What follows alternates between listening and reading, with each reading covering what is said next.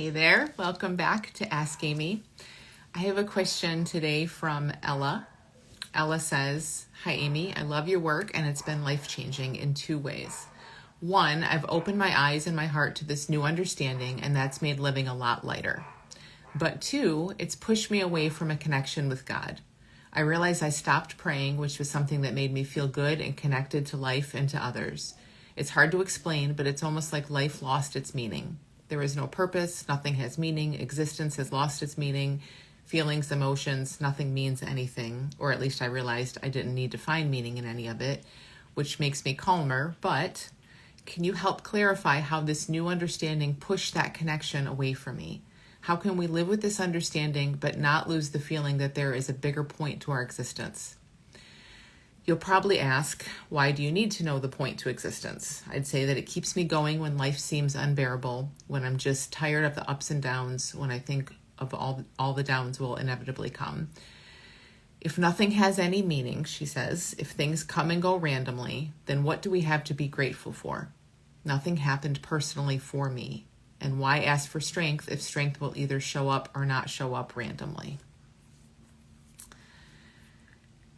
Ella. Okay, so I love your question, Ella, and I just first want you to know I appreciate you sending this, and you're not alone in how you're feeling about this at all. An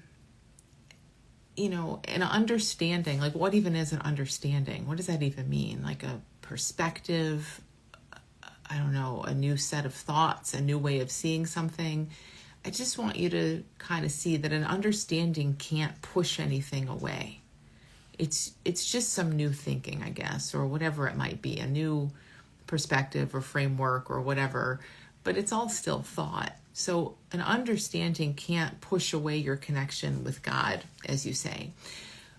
But what happens, I think, a lot is we have all of these beliefs and old understandings, and the understanding is constantly shifting and changing. And our concepts about things, our beliefs and all of that, they come to be seen as that, as concepts and beliefs, and there's no solidity to them, and there's no inherent truth in them. And so a lot of the ways that we used to think about things just kind of shift, or they don't look the same anymore. And that's awesome. Like that's why we explore. It's why we're curious, I think. It's a beautiful thing when that happens. But like you're experiencing, it can also be kind of unsettling. We've gone through life thinking things are a certain way, and when we start to question that, I mean, our whole foundation can begin to shift. So it can be really, really unsettling, and we can really go through a period like you are, I think, right now. And I want you to see that the suffering in that, like the angst in that, comes from, I think, the mind trying to find a place to stand. Like it's, the mind is always some survival thing. It always wants to put a stake in the ground. It wants certainty. It wants to know. It wants to know what you believe and what side you come down on, all over the place in life.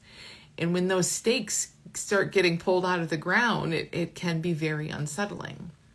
But in terms of your connection with God, as you say, like perhaps, and you see how this sits with you, how this resonates with you, but it seems like maybe what's shifting is your concepts about God, the way that you conceptualize God, the way that you thought about God. And that's going to, those things are going to shift because thoughts and concepts are always moving and changing. Everything is. But maybe there's something bigger that those concepts were pointing toward that you can still kind of feel and sense. In other words, God didn't change, but your idea of God maybe is changing. And again, just see how that feels to you. But, when these frameworks and these thoughts and beliefs get ripped out of the ground, of course, there's a scramble from the mind to kind of try to like pick a new side and figure this out. And I just wonder if you can be in this place of like, I don't know. I don't know. It's that feels so true, doesn't it? I mean, that's the only truth I think there is. I don't know. I don't know what God is. I don't know if my old beliefs are true. I don't know what my new beliefs are. I don't even know if I need new beliefs. Maybe you don't. Just see if you can be in that I don't know space. Again, acknowledging that the mind hates that. It's going to want to know something. But what if that I don't know space really is so much freedom, and maybe it's totally safe. It's totally safe to be there and not know.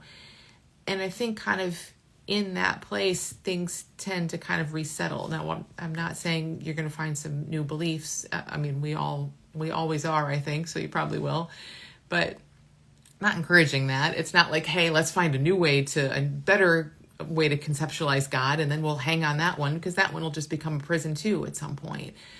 But there is something in being in this I don't know space. I don't know. It just feels true, and it isn't angst. Nothing is angst all the time. Nothing is anything. Nothing is anything all the time.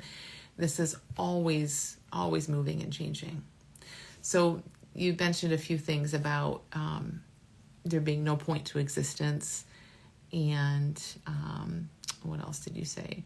Oh, everything comes and goes randomly, and just kind of hold those very loosely too. Put those kind of in that same camp of see how we're sort of in this free fall all the time. No one really knows anything. We just maybe think we do. And then the stuff we think we know gets ripped away, and the mind's scrambling for something else. And so it's like, oh, I know.